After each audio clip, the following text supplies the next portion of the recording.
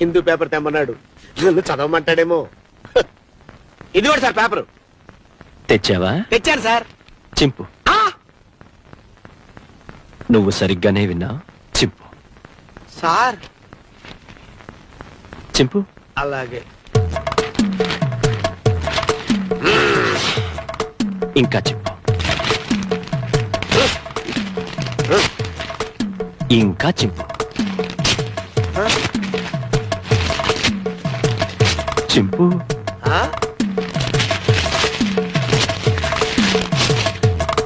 ఇంకా చింపు.